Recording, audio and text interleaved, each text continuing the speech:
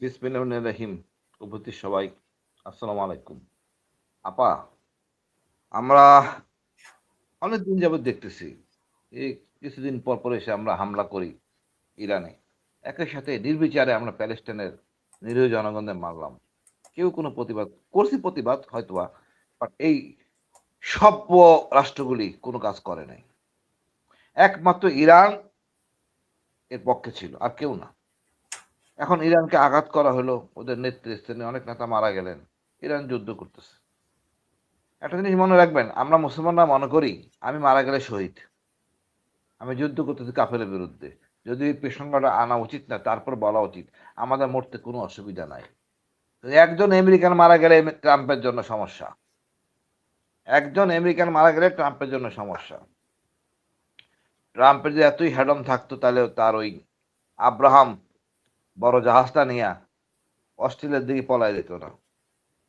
আমার মনে হয় ইরান দমার পারতো না, ইরান অনেক হারাইছে। ইরান ইরান তার যুদ্ধ চালিয়ে যাবে। আমি দেখি এবং মধ্যপ্রাচ্যের এই গাদ্দারগুলি, এই মুসলমান রাষ্ট্রগুলি সদাও করা দরকার ছিল। সব জায়গায় বোমা ফেলানো হয়েছে। দেখবেন এই বোমার আঘাতে সাধারণ জনগণ এবার সোচ্চার হবে। মধ্যপ্রাচ্যের জনগণ, ইসলামের রাজতন্ত্র নাই, তারা তাদেরকে সুবিধা দিয়ে যাচ্ছে, আর এইসব জায়গায় গণতন্ত্রের কথা বলে। আমার মনে হয় পুরো বিশ্ববাসী এবার সোচ্চার হবে। যুদ্ধটা কিছুদিন কন্টিনিউ করুক, এবং ইসরায়েলি জনগণও, ইসরায়েল জনগণ তো আর খারাপ না, ও শাসক হুম। বদমাইশ। ইসরায়েল জনগণ মানুষ, এরা কিন্তু আপনারা একটা আসমানি কিতাব মেনে চলে, তারাও কিন্তু চায় না এই জিনিস। তারাও দেখবেন সোচ্চার হবে, নেতানিয়াহুর পতন হবে। আমি বিশ্বাস করি ট্রাম্পও বেকায়দায় পড়বে, ট্রাম্পের পতন হবে। যুদ্ধ চলবে, চলা উচিত, ভয় পাওয়ার কিচ্ছু নাই। ইরানের যে নেতানিয়াহুর প্রযুক্তি, পতন কিভাবে হবে? এখন তো তার সাথে তো বড় শক্তি আমেরিকা আছে। আর মধ্যপ্রাচ্যে যে আক্রমণ করা হচ্ছে, এতে কি মধ্যপ্রাচ্যে কতটা ক্ষতিগ্রস্ত হচ্ছে? আমাদের বাঙালির ভাইরাও তো ওইখানে আছেন। বাঙালি ভাইরা আছে, এটা বাঙালি ভাইরা জানে কেন বিপ্লব করতে হয়। ওই আরবের লোকদেরকে বিপ্লব শিখাবে বাঙালিরা, চিন্তা করবেন না পা। ওনারা শাসক করবেন, লুটপাট ফুর্তি করবেন, আর আমেরিকানদের নিয়ে আসবেন। এটা কোনোভাবে কাম্য না। আসলে ওয়ার্ল্ড অর্ডারটা হয়তো চেঞ্জ হবে, দরকার ছিল।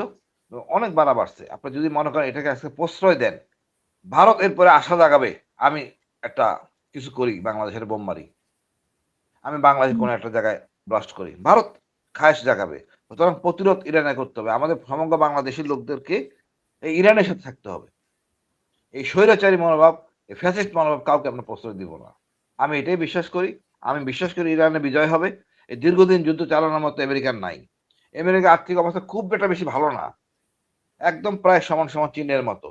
চীন তালে দিচ্ছে যুদ্ধটা আরো কন্টিনিউ করো, তাহলে চীন সুপার পাওয়ার হয়ে যাবে, আমেরিকা বেকায়দায় পড়বে।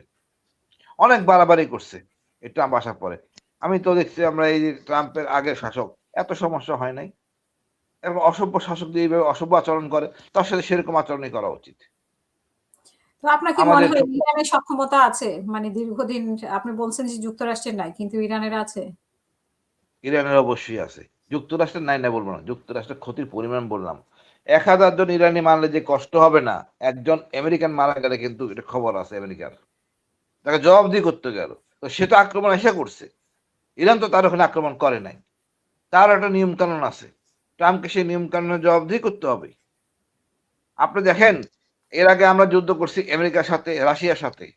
রাশিয়ার সাথে যখন আমেরিকা যুদ্ধ করেছে তালেবান নাম দিয়া, তখন এরা খুব মহাপুরুষ, বুজুর্গ মানুষ। যখন আমেরিকার বিরুদ্ধে যুদ্ধ হলো, তখন এদেরকে জঙ্গি বানাই দিল। আমি দেখছি সবকিছুর গোড়া মডেল আমেরিকা। সেই জঙ্গি ত্যাগ ট্যাগ আমরা এখনো কত 17টা বছর টেনে আছি আমেরিকার দুঃশাসনের মানে অনৈতিক দর্শনের জন্য। আমাদের দেশ কখনো জঙ্গি না, আমেরিকানরা এই জঙ্গি সিস্টেমটা ভারতের মাধ্যমে আমাদের কাছে পাঠানো হয়েছে বা সৃষ্টি করছে আমেরিকা। এই লাদেন কার বন্ধু ছিল? আমেরিকানদের বন্ধু। তো আপনি মনে করেন না আপা এত সহজে জিনিসটা ছাড় পাবে? ওদের সর্বোচ্চ নেতা মারা গেছে, সামরিক বাহিনীর প্রধান মারা গেছে, নেতৃত্বহীন হয়ে গেছে। 71-এ যখন শেখ মুজিবুর রহমান ঘোষণা দেওয়ার কথা ছিল আপা, উনি দেন নাই। শহীদ জিয়া কিন্তু দাঁড়ায় গেছে। সুতরাং নেতৃত্বহীন জাতি বড় ভয়ঙ্কর। হুম। এখানে এখন আমি মনে করি হাতে পায়ে ধরে যদি মাফ করতে পারে ইরানকে, এটা অন্য কথা। হাতে পায়ে ধরে ইরান সচ্চে আসবে না। আমি ইরানের এটা কন্টিনিউ করা উচিত। মুসলিম বিশ্বেরও বোঝা উচিত তার এই গাদ্দারি ফল তাদের জনগণ তাদের দিবে ইনশাআল্লাহ আপা।